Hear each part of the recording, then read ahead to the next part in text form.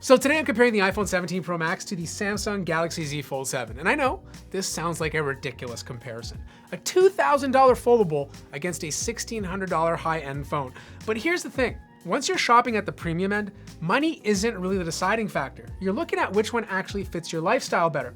And for me, I genuinely use both, but neither one checks every single box. Like, I brought both of these phones to Hawaii and was rotating back and forth depending on what I was doing that day. Wow, that actually sounded super pretentious. I brought these phones to Hawaii and I just couldn't decide. But here's what blew my mind. The Galaxy Z Fold 7, a foldable phone with 2 displays, is actually lighter than the iPhone 17 Pro Max, about 18 grams lighter, and to me that's actually wild. It's also thinner than you'd expect, and honestly, it's the nicest feeling foldable I've ever held, even compared to all the Chinese foldables I've reviewed and used. The 6.5-inch outer display finally feels wide enough, and in one hand, it still works as a daily phone when closed, like it feels like a proper one-handable phone. Now, durability is still the Fold's weak spot. At $2,000, you still don't get full IP68 water resistance like the iPhone. So if you're clumsy, the iPhone wins hands down. But both phones use aluminum frames. Now, Apple ditched titanium this year with glass front and back, well, smaller on the back. Apple's ceramic shield versus Samsung's Gorilla Glass Victus. Button layouts differ. The iPhone gives you both an action button and a camera control button, while Samsung sticks to the basics. But that front 6.5-inch cover screen on the Fold is great for quick stuff. Text, checking a map, but the magic truly happens when you unfold it. Suddenly you have a proper 8-inch display with an aspect ratio that's meant for books. Maybe not so much videos, but it's also great for multitasking. In fact, it's the best e-reader phone I've ever used. But when it comes to cameras, the iPhone takes the crown. The new 18-megapixel front camera with the full sensor readout is an absolute game changer. I actually shoot a lot of shorts and even wide 16:9 videos with it because I can keep it in a vertical position. It's something I wish Samsung and other Android manufacturers truly copy next year. I think a lot of Android users will appreciate it. Now look, the Fold's 10-megapixel selfie cam on the front is fine, but it's nowhere close to what the iPhone is offering. Okay, so right now you're looking at the iPhone 17 Pro Max and the Samsung Galaxy Z Fold 7 wearing the new Oakley Meta HSTNs. Let me know how they look. I think they're a little too vibrant for me, but whatever.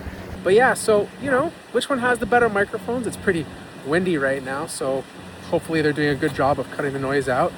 But yeah, which one has the better colors and which one has the better sound? Biometrics will always be personal, but I love Apple's Face ID. I can wear gloves in the middle of winter and quickly get in.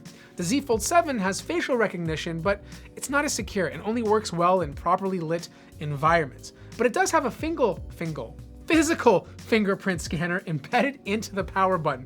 It's a little awkward with the opposite hand, but after using it for a couple of hours, it will feel fine. Speakers, the iPhone also pulls ahead. Samsung sounds good, like it's really good, but Apple pushed their audio a bit more this year, at least compared to the 16 Pro Max. Now I'm gonna play a little example and you guys let me know which one you think sounds better.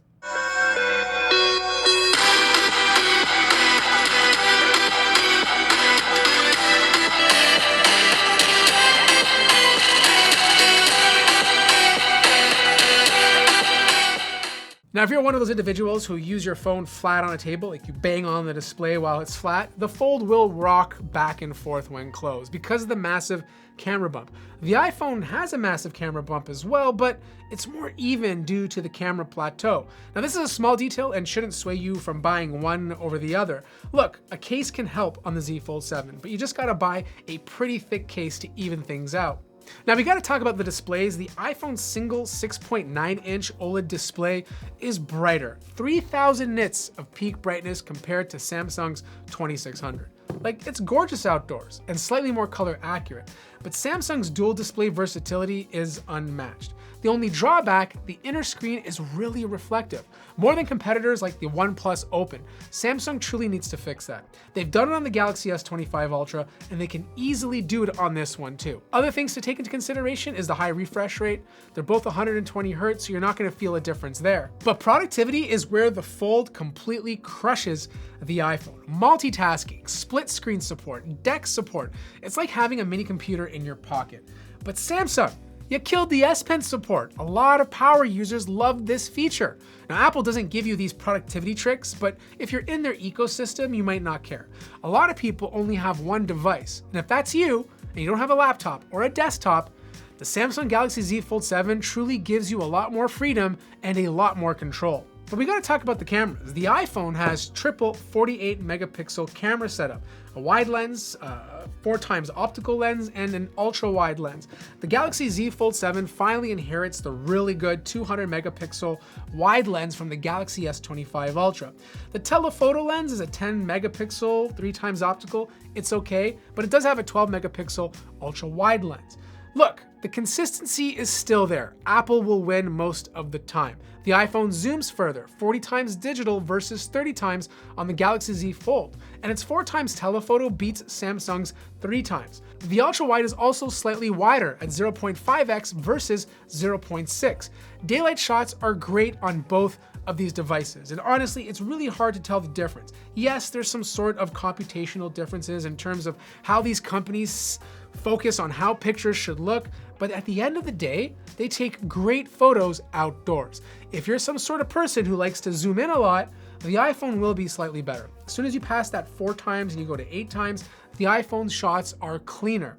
And in low light, it's a similar situation. It's really gonna be subjective. I find the Samsung device tends to hit the more cooler tones, whereas the iPhone leans towards warmer tones. There are shots where the Galaxy looks a little bit better, but then there's shots that the iPhone produced and I'm like, wow, this looks a lot more natural. Again, it's gonna come down to what you personally like. I'm also really glad that Samsung brought Pro modes and even log support now, so you can finally shoot in log and then change the colors to however you want.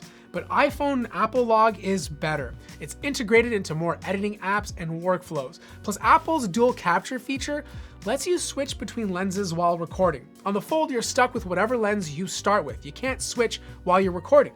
Samsung's internal selfie cam is clever for Zoom calls, although I know a lot of people don't like the placement of it because it disturbs the screen real estate. Now, look, you can use the top half of the inner display for video and multitask on the bottom. Now, in terms of performance, both are ridiculously fast. The iPhone's A19 Pro is more thermally stable thanks to its vapor chamber. The Galaxy Z Fold 7 doesn't have a vapor chamber. They're using graphene sheets to help with cooling. It does well, but not as well as the iPhone. And look, I mean, this phone is just ridiculously thin, so I get it. I also noticed under my 3D Mark Wildlife Extreme test, the iPhone had better stability, but the Galaxy Z Fold 7 used the least amount of battery. This was about 7 to 8% compared to about 10 on the iPhone. Now, battery life is an iPhone win, as it should be. The Fold's 4400 milliamp hour battery gets you through the entire day, but you're gonna end up with about 20 to 25% battery life depending on your use case. The iPhone's 5000 milliamp hour plus battery with the eSIM version packs Apple's efficiency plus just a big battery in general. Like, this is a 2-day phone, almost a 2-day phone, which is great to see. It's a little bit better than last year's iPhone 16 Pro Max. But when it comes to charging, surprisingly, the iPhone can hit 40 watts when it's about under 50%, while Samsung caps at about 25. Now, quite frankly, it's not really a big deal. Like, they both charge kind of equally fast. Like, I don't think you're gonna be like, oh my God, I wish I had the iPhone's 40-watt charging because my life would be so much better. They're not the fastest in the market. Like, Chinese brands are offering much faster charging right now. They obviously both support wireless, and MagSafe is still a big ecosystem win for Apple, though a MagSafe compatible case brings that to the Fold as well. And yes, I know people online are showing scratches on the iPhone's aluminum plateau. In fact, I got a tiny one myself. It just fell on the table, not even on the floor, and there's a little scratch on the side. But honestly, if you're using a case, this is a non-issue. Both phones scratch without one. It's that simple, like most phones do. But yes, the iPhone Pro series from the previous year did a much better job. So here's the bottom line. The iPhone 17 Pro Max has the better cameras, the better video, the brighter display, the longer battery life, stronger ecosystem. Like, if cameras and video creation and just like consistency is your #1 pick, the iPhone 17 Pro Max is the safer bet, and it's also cheaper. But if productivity is everything to you, being efficient and a power user, the giant screen, the true multitasking, better AI integration, yes, AI actually feels productive on the Z Fold 7 to the non-existent AI on the iPhone. And if you like DeX, this thing does everything. And honestly, for me, and I know this is a total cop-out, but it's the honest to God truth, I still can't pick one. I love these phones. I keep them in my bag all the time. and I'm gonna keep carrying both of them until I decide which compromises I'm willing to live with. Either way, I hope you guys enjoyed this video. If you have any questions, let me know in the comment section down below. Like the video if you liked it, subscribe if you haven't already, and I'll see you guys in the next one.